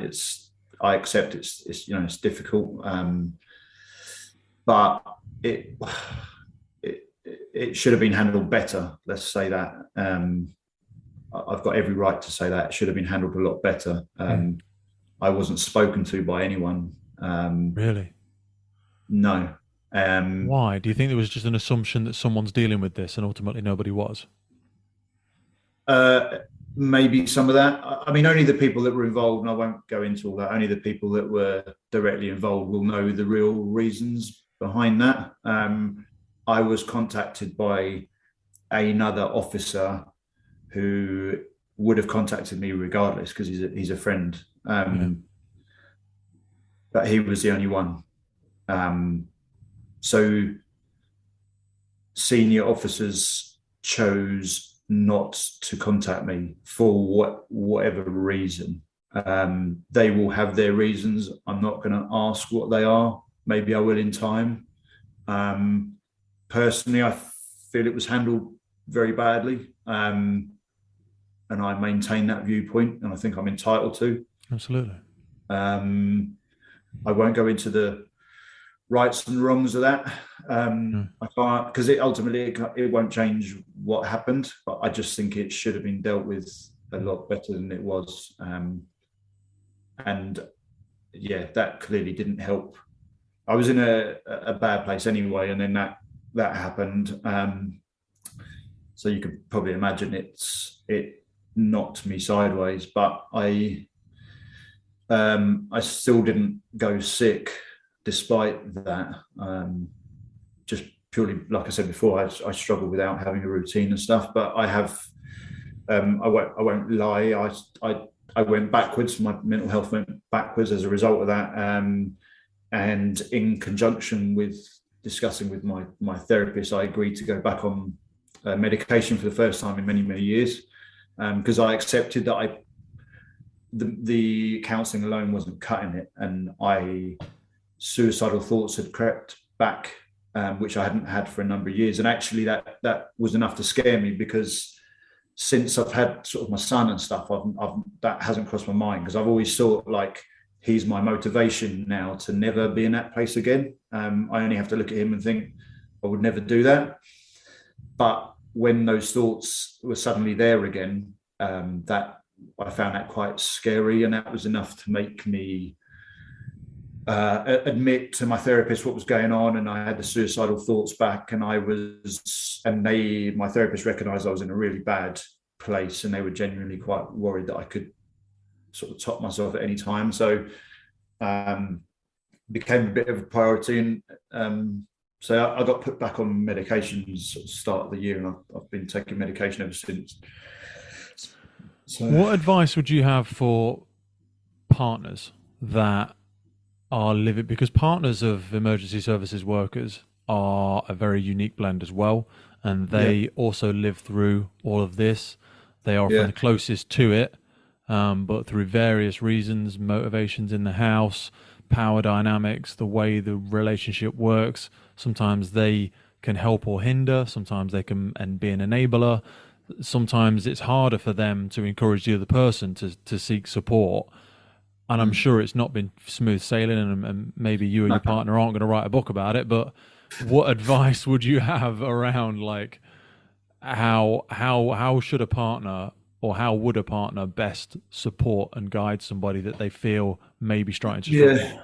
I mean, that's such a difficult question for me to answer. I mean, if my wife was here, she would be best placed to answer that. But how do you answer that? I mean, they have to be so patient and understanding, because it takes a massive toll on your family. And, you know, my wife is really supportive, but there are times where she gets fed up. Of course she does. She's only human, and she only has so much, you know, she gets fatigued by my mood so much swings and my empathy. She'll have behaviour. that empathy fatigue, where she's like, Yeah. "Look, I didn't choose this. You know, why are we having to have all this?" And that's why I don't think it's any secret why, you know, there's so many broken marriages in the fire and rescue and the emergency services and the military. I think it's just the lifestyle, the baggage we bring home.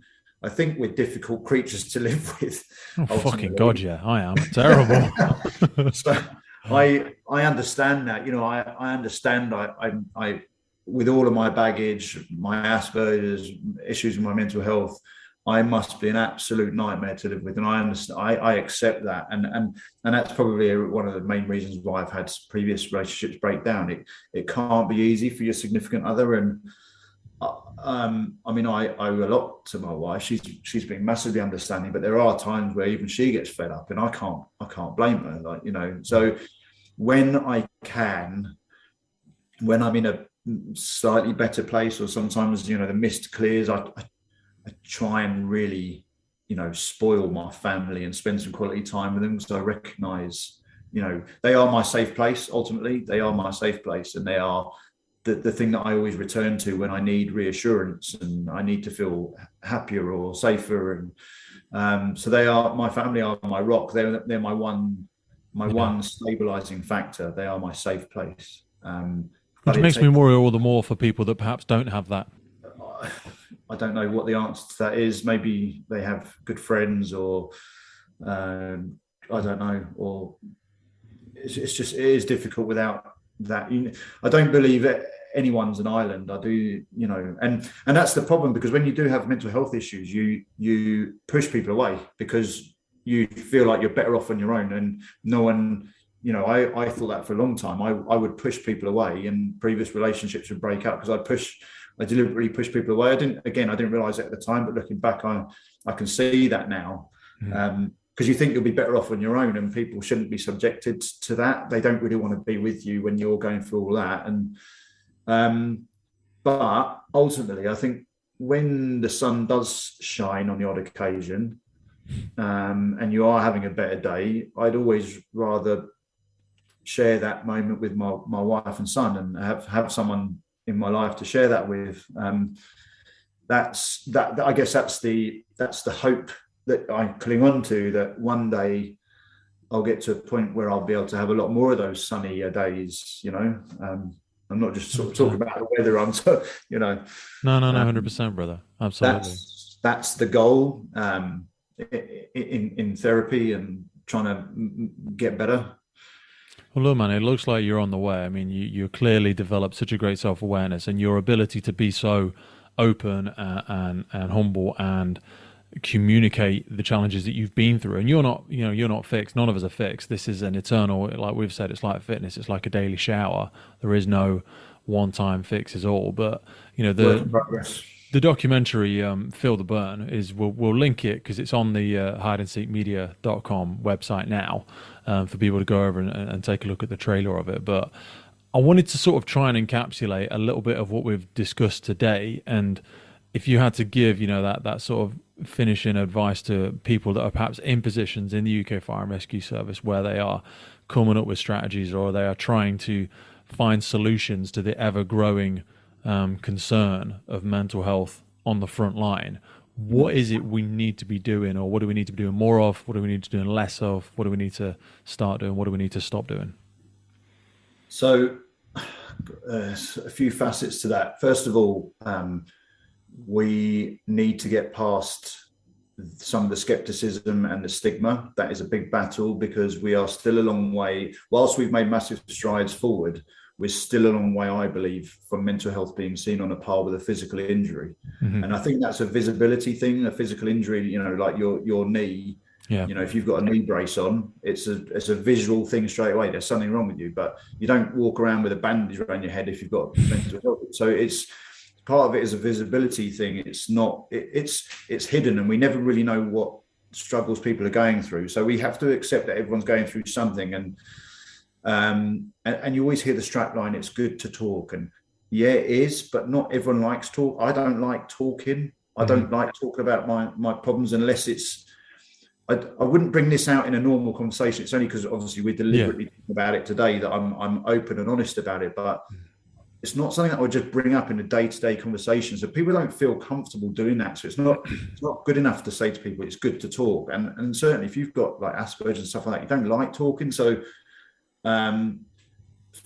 giving people, being able to say, you can't always advise and guide people, but what you can do, because that sometimes can be counterproductive, because you might give the wrong advice, because we're all different. So, but being able to signpost, I've become very good at signposting, and that's part of my awareness has increased because of my own struggles, but I've become very good at signposting people to different resources, because there are so many avenues of help out there now, and it's about finding the right fit for you.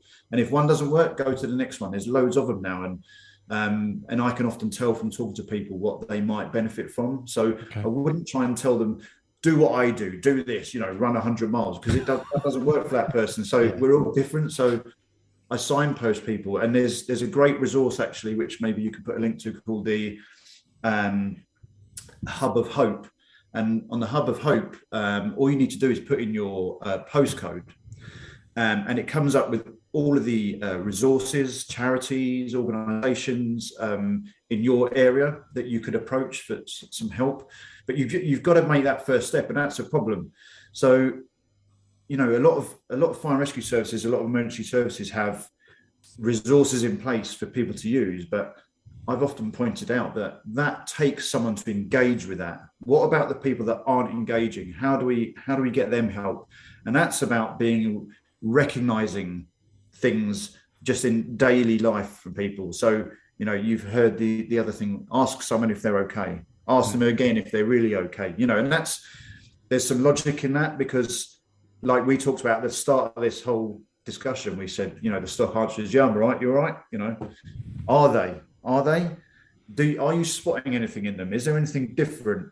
That's an important one. Yeah. What's changed? There's changes in behavior. And a simple one I always talk to people about is open questions.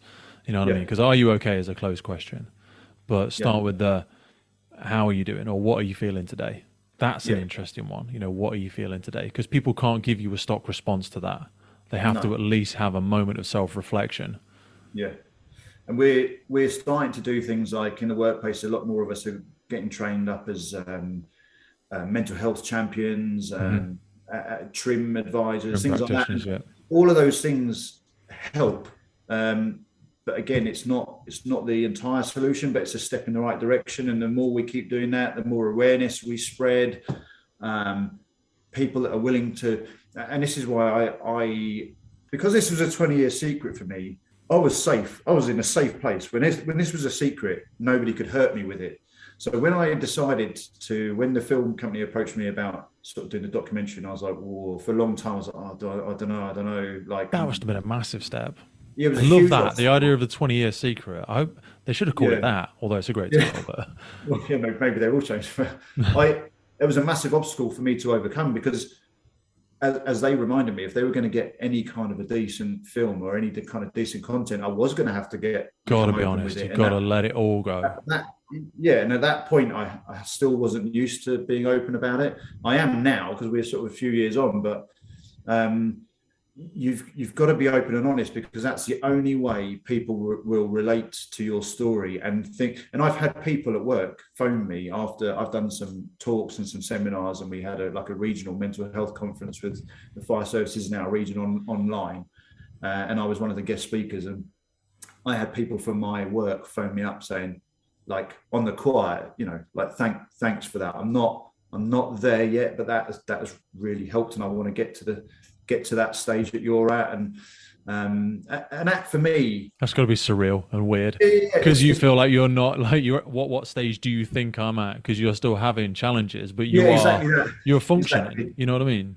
But I'm further down my journey, I guess, than they are. They haven't they haven't had any help yet, but they're at the point where that, and that's for the first part of the battle, they at least recognize now that they probably do need some sort of help, but they haven't made that first step yet. And so hopefully I can encourage them and motivate them to do that. And like you said, I'm a work in progress, and I realize I'm not naive, because I know about my conditions now. I will probably always be battling, for as long as I'm alive. I'll probably be battling, and I'll always be a work in progress. And so I don't know what the finished product looks like, or if I'll ever get there, but I'm at least trying to do something about it and trying to better my life for myself and my family. And if I can encourage others to do that, then it's been worth opening up, because I didn't want to open up just for the sake of a film. If it was going to be in vain, there had to be some benefit to opening up and exposing my 20-year secret, because why would I come out from under my safe rock unless I'm going to achieve so? What am I going to achieve? And